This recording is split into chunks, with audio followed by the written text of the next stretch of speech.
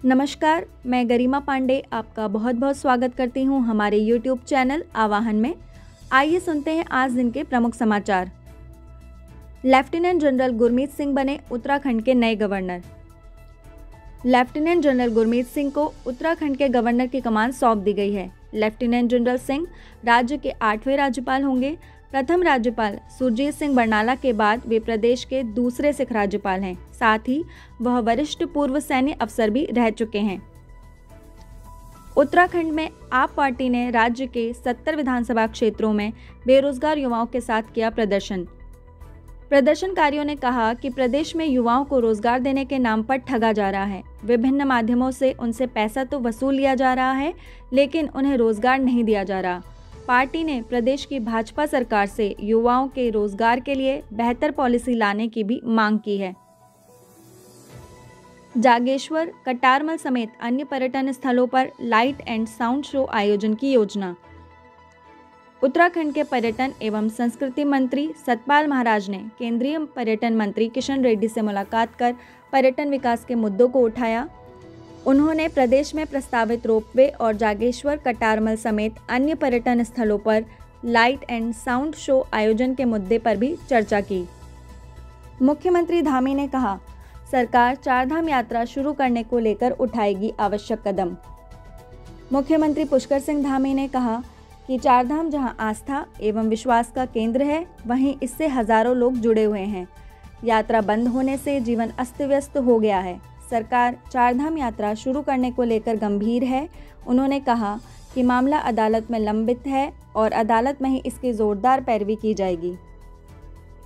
तेलंगाना में जल्द ही ड्रोन के माध्यम से दवाओं की होगी होम डिलीवरी। तेलंगाना सरकार अपने medicine from the sky project को संभवतः शनिवार से शुरू कर देगी। यह project world economic forum, NITI Aayog और हेल्थ नेट ग्लोबल के साथ साझेदारी से शुरू किया जा रहा है। इसके तहत beyond visual line of site drone flights का प्रयोग करके विकाराबाद जिले के चिन्हित हवाई क्षेत्र में टीकों व दवाओं का वितरण किया जाएगा। उत्तराखंड के धर्मांतरण कानून को बनाया जाएगा पहले से ज़्यादा सख्त।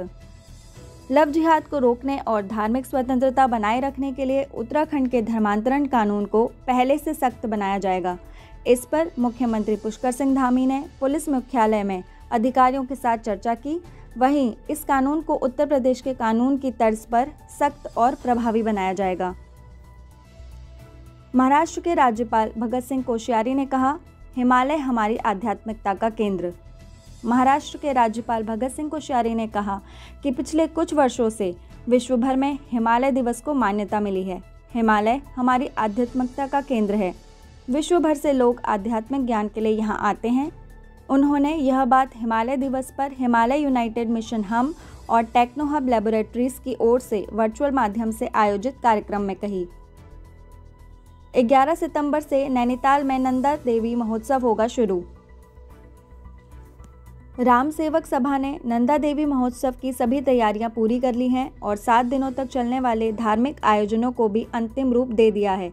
वहीं महोत्सव के दौरान कोरोना गाइडलाइन का पालन करना होगा। भक्त माता के दर्शन तो कर सकेंगे, लेकिन माता नंदा सुनंदा के डोले को नगर भ्रमण नहीं कराया जाएगा। स्वामीराम हिमालयन यूनिवर्सिटी में 495 छात्र छात्राओं को डिग्री और अवार्ड किए गए प्रदान। ऋषिकेश स्वामीराम हिमालयन यूनिवर्सिटी में छात्र छात्राओं के लिए 2 चरणों में 4 दिवसीय डिग्री अवार्ड सम्मान समारोह के पहले चरण में 495 छात्र छात्राओं को डिग्री और अवार्ड प्रदान किए गए। डिग्री पाने वालों में engineering, management, paramedical, bioscience, yoga science, MHA और MSc के छात्र छात्राएं रहे। उत्तराखंड TET परीक्षा में आवेदन प्रक्रिया की हो चुकी है शुरुआत। उत्तराखंड टीचर एलिजिबिलिटी टेस्ट यानी TET परीक्षा में आवेदन प्रक्रिया की शुरुआत की जा चुकी है। ऐसे में टेट करने वाले सभी उम्मीदवारों के पास इस एग्ज़ाम के लिए अपनी आवेदन प्रक्रिया पूरी करने का मौका है। इस परीक्षा से जुड़ी और अधिक जानकारी के लिए उम्मीदवारों को उत्तराखंड विद्यालयी शिक्षा परिषद की आधिकारिक वेबसाइट पर जाकर विजिट करना होगा।